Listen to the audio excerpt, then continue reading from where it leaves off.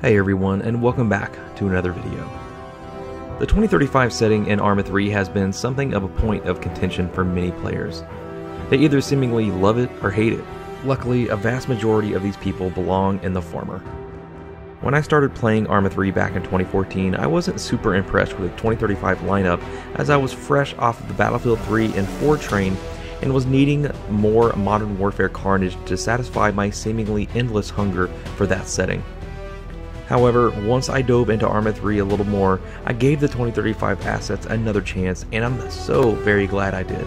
I really do enjoy the 2035 setting in ArmA 3, as it's forward enough to feel futuristic, but not so far ahead that it feels out of touch with reality.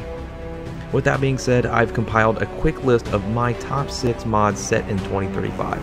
As always, these are my own opinions and by no means need to be taken as one mod is better than the other. I simply want to highlight some of my own favorites. If you have one you feel deserves more time in the spotlight, comment it down below and let us know why you like it. You never know what your comment can do for people's enjoyment in this game. Starting us off at number 6 is 2035 Central Africa by Clinicite and this dude, oh my god, I can't say that. Now, this mod provides a faction that is an amalgamation of countries from Central Africa that aligned themselves with CSAT in the beginning of the escalations that led up to the Eastwind incident, showcasing assets and vehicles provided by Iran, China, and Russia to Central African countries that otherwise wouldn't be able to afford to develop or provide their own manufacturing for domestically designed heavy weapons.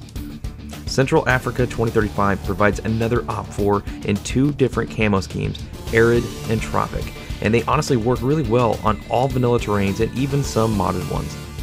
The ragtag paramilitary look is very reminiscent of real-world militaries around the world that struggle to maintain a professional military despite their nation's financial status.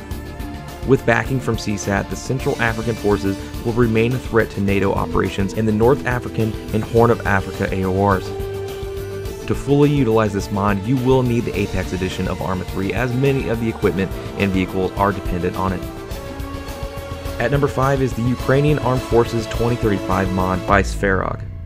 This is a beautifully put together mod with a futuristic blend of assets for the Ukrainian Armed Forces. This mod pieces together some of the best assets from all 3 vanilla factions into one, giving them a powerful combat edge in engagements. Their camouflage scheme for ground vehicles is a beautiful dark green, which reminds me a lot of the NATO Tropic pattern from Apex. The aircraft have a beautiful 2-tone dark camo scheme, which is amazingly implemented and a joy to look at. My favorite part has to be the awesome camo pattern on its ground troops, which works great in both desert and wooded environments. Kinda like how the US Army's UCP was, but without being a total dumpster fire. True to the real-life Ukrainian military, they receive military support from multiple foreign nations, and thus will have a good mix of equipment from both the East and West. It's always good to see factions that don't follow the typical East versus West trope, and this mod definitely enjoys a healthy variety of assets. At number 4, we have Spain 2035 by JFXAM, Fairmox, and Jove Shuri, if I said any of that right. Spain is one of those countries you don't immediately think of when you think of Modern Warfare, but man, you do not want to piss off the Spanish Armed Forces. This mod aims to provide as close to reality as possible a faction that blends the real-world equipment and vehicles the Spanish Armed Forces use, and given the 2035 lore, this is a very believable faction.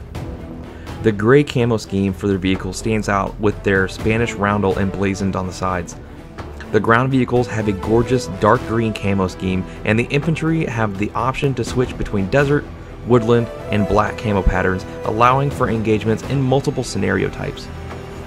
The assets themselves are primarily a mix of NATO and AAF vehicles and weapons, which it's good to see it's not just a reskin of vehicles and equipment, but also mixing up the assets as well.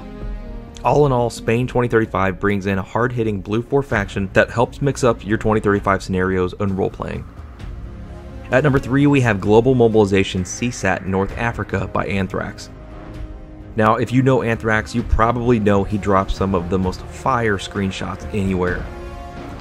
But he's not just a one-trick pony, he also develops some incredible content packs and mods, and this is one of the best endeavors into the Global Mobilization DLC yet. This mod provides a North African faction that has a believable, lore-friendly asset layout that makes sense for the types of vehicles that would have been left behind after the Cold War. Russia would have shoved vehicles and weapons at these countries en masse, and thus, upon entering the 2035 conflict, would come in as a grounded in reality type of faction. Though the equipment such as the T-55s and BTR-80s would be antiquated by this time, they would have been given modernization overhauls to keep them somewhat viable as weapons of war in the mid-21st century.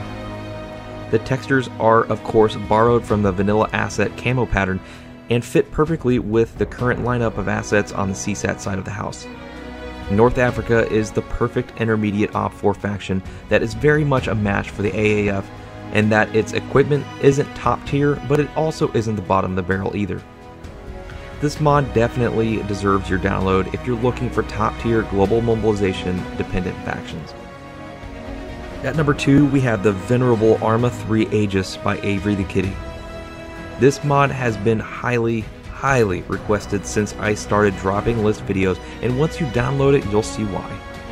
An almost complete rebuild of the vanilla setup, Aegis provides a massive amount of new concepts and replayability thanks to its inclusion of 4 new factions: Argana, the British Armed Forces, Ion PMC, and Russia.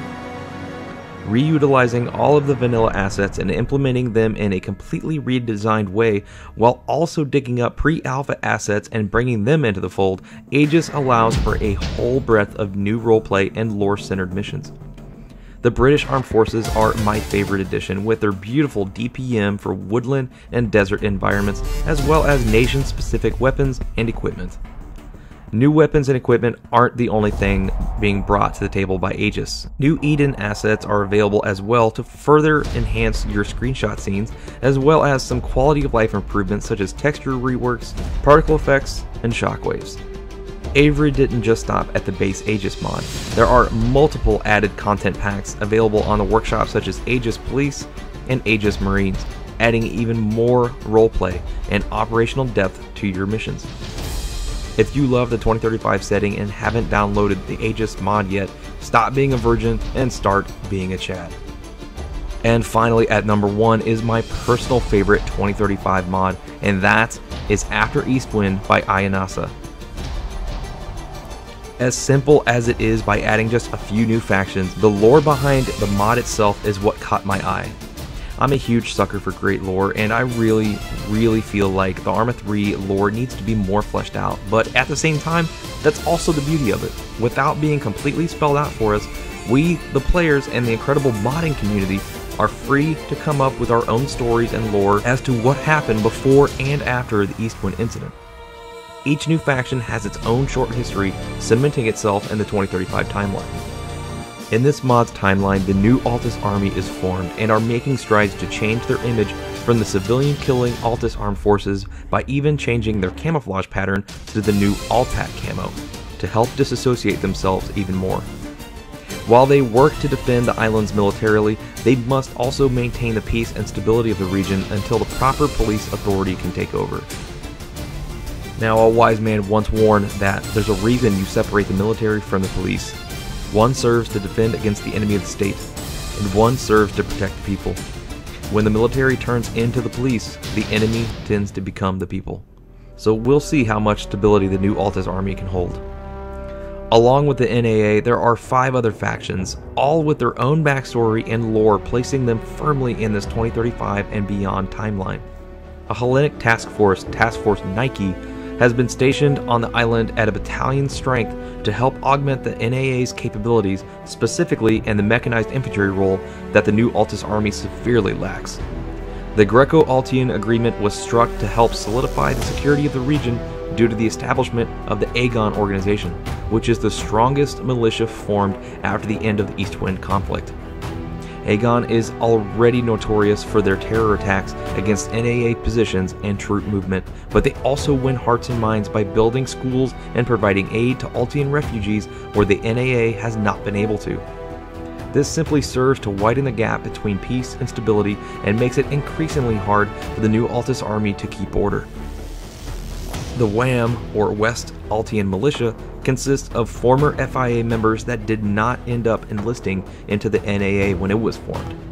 They stay at arm's length from the government and its forces, but have adopted a more standoffish attitude towards the NAA until trust can be established.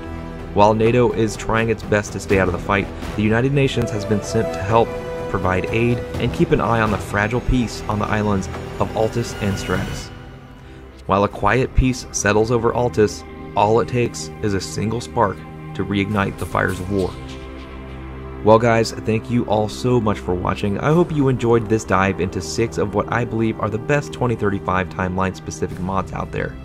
I want to say a special thanks to my patrons for their continued dedication to me and this channel. Their support allows me to continue providing content, and I'm eternally grateful. I'd also like to thank you, the viewer, for liking, subscribing, and commenting on my videos, which does so much more than you realize for my channel and community. Thank you all again for watching, and I will see you in the next video.